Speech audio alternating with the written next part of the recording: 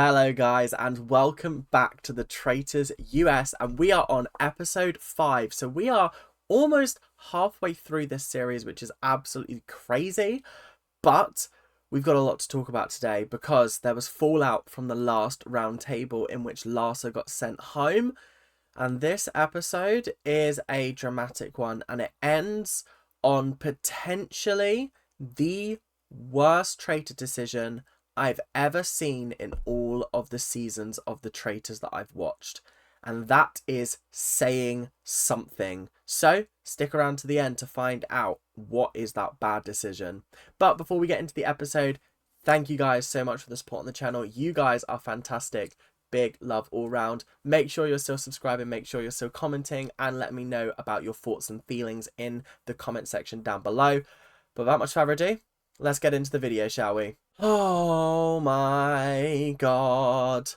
Parvati kind of messed up a little bit by sort of launching an attack at the housewives at the round table because Phaedra is pissed off. She's not happy. And I can understand why, because it brings heat her way, but also I think people have got to stop being like, oh, I don't want any heat my way. The best thing you can possibly have is heat on you and then dispel those rumors. And Phaedra is a lawyer. She knows how to word things in order to get people on her side. And that's literally quite possibly the sole point of her job, is to get people to believe what she's saying. So I do believe that Parvati bringing up, oh, maybe it's the housewives, isn't the worst thing in the world. I think it just pissed her off because she was like, I've had no heat and now you're bringing heat my way. And it's you. Of all people, it's you. So I can understand it. And obviously Parvati apologized and Phaedra kind of was like, fine, I'll let it go this time. And then they were deciding who they were going to kill, and it came down to Sandra versus Tamra. I mean, strategically, I think taking Sandra out would be a better choice, but Sandra doesn't seem to be as good at this game as she is with the traitors, which is very interesting. I did find that very, very interesting indeed. Tamra, it would definitely get rid of the suspicion on the housewives because one's just been voted out, another one's just been murdered, so surely the other housewives aren't also a traitor. Do you know what I mean? It's a smart idea from that point of view. So it'll be very interesting to see the effect of who actually died. So at breakfast, CT and Janelle were discussing the housewives. They are definitely suspicious in some way, shape or form. But then you've got Peter, who genuinely thinks it's Dan, is locked and loaded on Dan. And I gotta say, I'm not surprised. Dan is playing this game so poorly. The fact that he is a winner of US Big Brother and a runner-up of US Big Brother, he has never, ever been voted out of the Big Brother house in 2 seasons. And yet they've noticed the fact that he is quite possibly a traitor. Oh, it's tough, it's tough. Then we had to see Tamra was the one that got murdered. I gotta say, an interesting choice. I don't feel like Tamra was a big, what's the word I'm looking for? A big presence on this series and a big threat to the traitors. I think it actually came down to we need to confuse them even more because there's no correlation between any of the murders that we've taken so far. It's not like we're taking out bit by bit a group.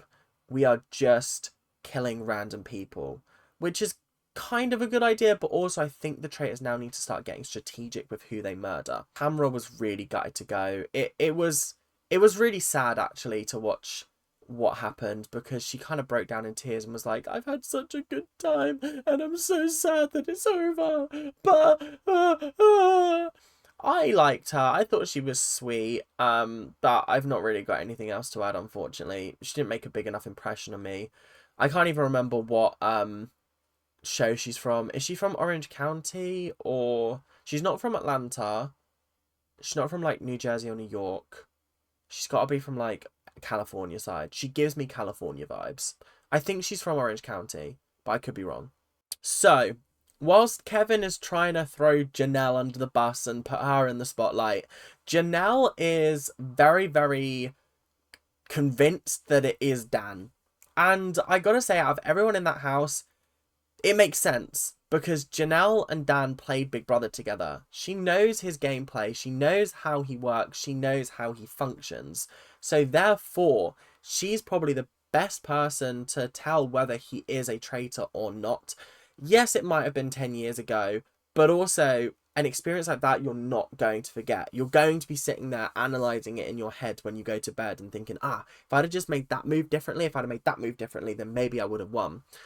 Janelle, Bergie and Trishelle are kind of convinced it's Dan. And then you've got Peter convinced it's Dan. And it feels like we're just building up to curtains on Dan. And I'm not going to lie, I'm looking forward to it. Dan is one of my least favourites at the moment, just because I feel like he really is playing the game very, very poorly. He's got such a fantastic opportunity as a traitor, and he is absolutely wasting his time. And it's really, really bugging me.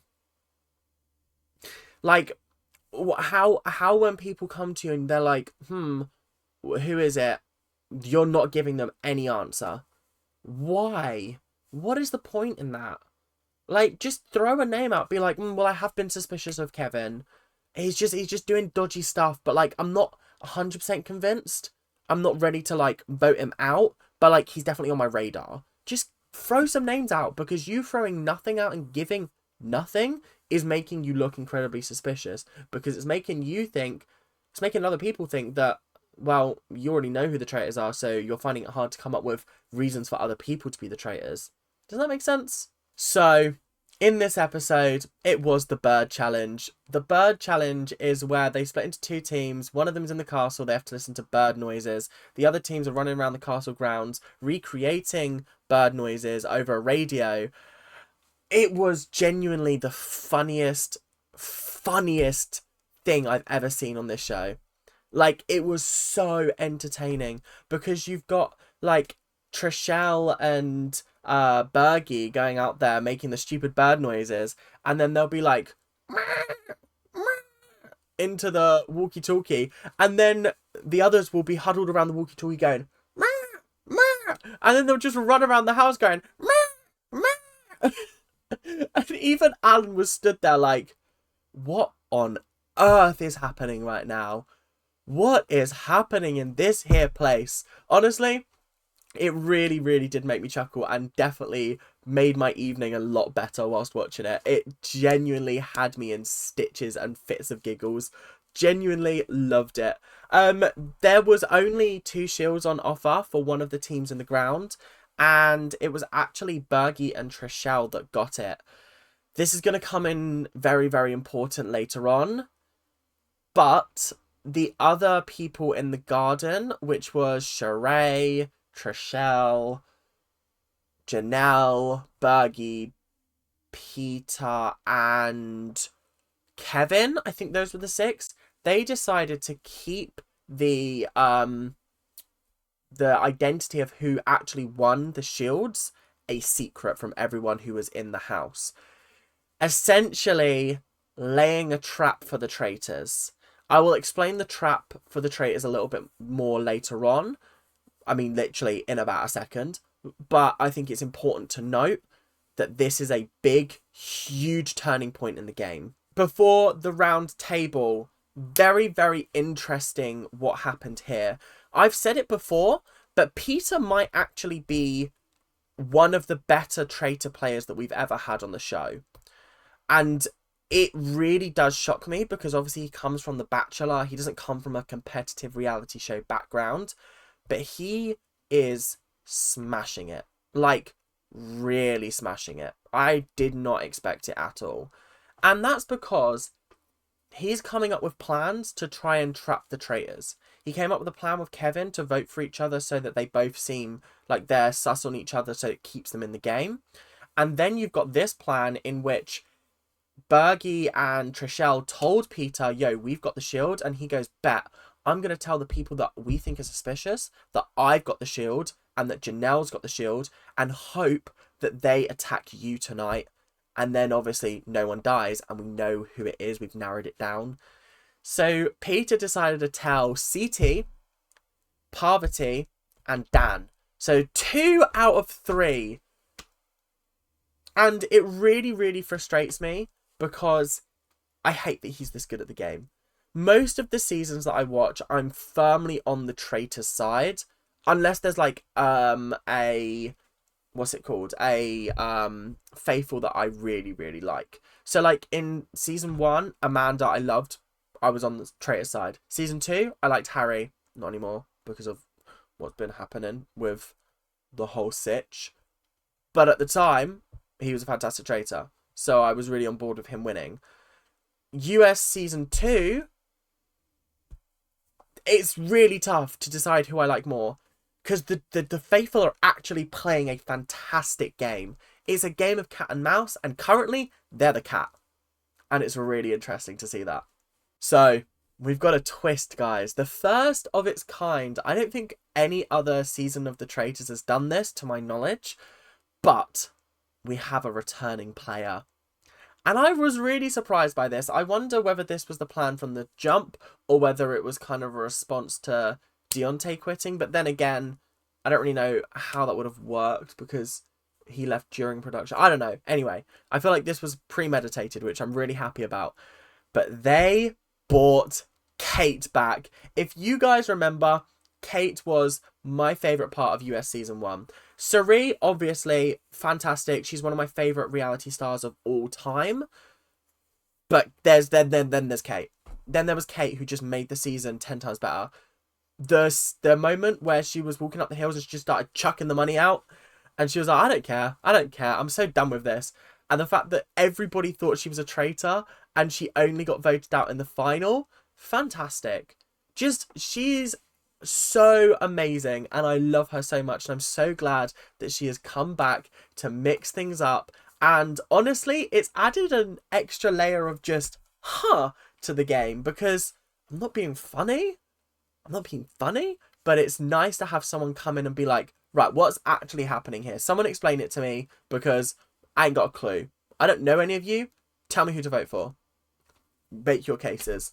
That was really fun. I really enjoyed that. So, Kevin kicked off the round table and he said, no interruptions. I'm talking. And I think the person that it is Janelle. And I was like, okay, interesting. One of the reasons he thought it was her is because obviously Ekin-Su thought it was Janelle as well. And then obviously Ekin-Su ended up dead. But also, it just feels like Kevin has kind of latched onto Janelle and doesn't really have any other kind of information.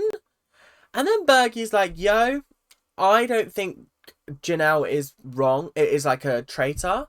Yes, she's been throwing out the wrong names. Yes, she's been leading the charge on literally everyone that's gone home so far. But also, throwing out wrong names is not a sign that you're a traitor. Why would you play the game that way? You'd want to slip into the shadows. You'd want to be quiet. You'd want to be under the radar. And then Janelle's like, yo, I actually think Dan, Sandra, and CT are the traitors. And I was like, oh, God.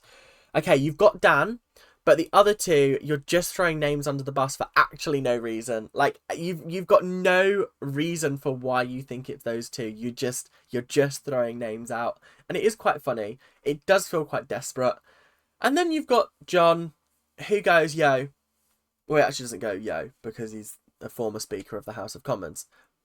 But imagine he said, yo. I think it's Kevin. You're inconsistent with your behaviour, with your moments of acting and things like that. And then there was a really, really awkward moment between Kevin and Kate, where Kate was going, like, who's his name to MJ? Like, what's his name? And Kevin was like, can you not talk while I'm talking, please? And Kate was like, ugh.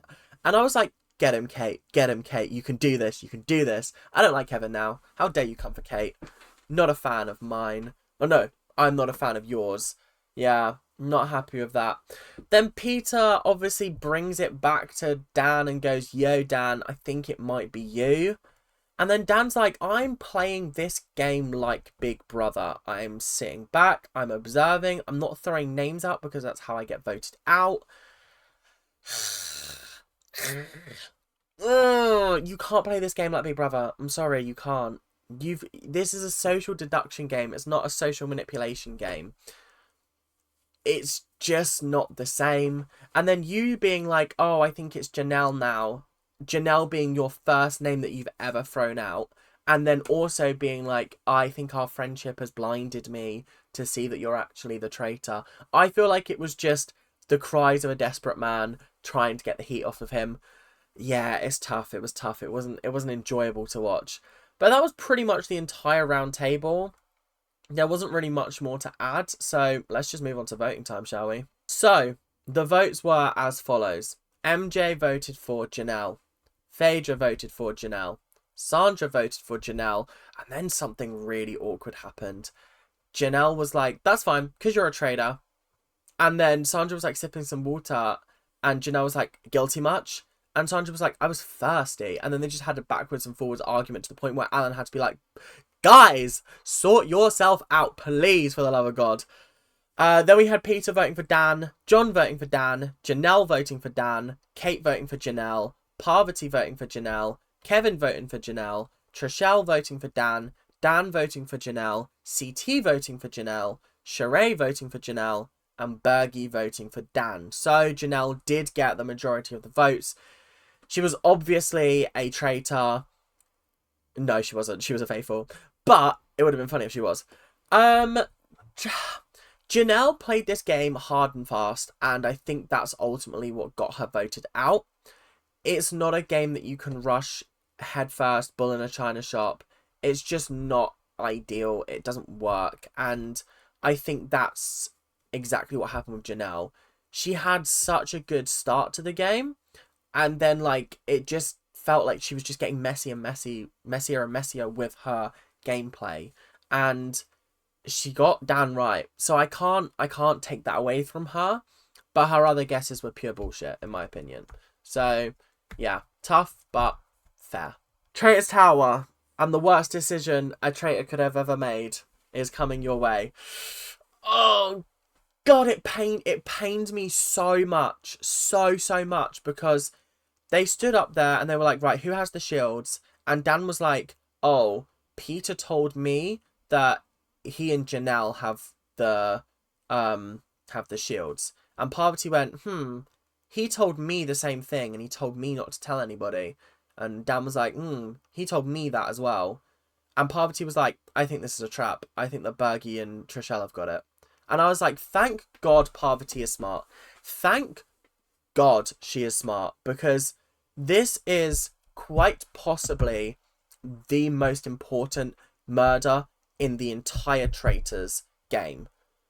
And she was like, I want to kill someone that was in the castle, which basically brings us down to John, what's her face? Sandra and MJ. We've got to kill one of those three in order to make sure we don't hit someone with a shield. And Dan goes, nah, I don't think Peter's lying. I don't think he's that manipulative. I think we should go for Bergie. And I just sat there like, oh my God. Oh my Lord. Oh my God. How can you be this dumb? You've played Big Brother twice. How are you not expecting people to be manipulative? Yes, he's from The Bachelor, but that means zilch. That means nada. That means nothing. Oh my, it actually really did pain me to watch this scene, because the other two traitors were like, well, if you want to go for Bergie then. I think at this point, Phaedra was just kind of like, listen, if this fucks you up, on your head be it. Like, because you can't be in this game anymore. There's so much heat on you already that, like, if this is the thing that screws you up, I ain't helping you. I ain't throwing you a life ring. I'm so over it, because what do you mean you went for Bergie? Oh, I just want to bang my head against a wall. God. An almost 2-time Big Brother winner, and you're pulling moves like this. God. Disappointed. Doesn't even cover it. So that is all we've got time for today. Thank you guys very, very much for watching. I hope you guys have enjoyed, and make sure to like, comment and subscribe, doing all those YouTube things that you guys do so well. But until the next episode, make sure to keep on ranting, and I'll see you guys later. Bye now.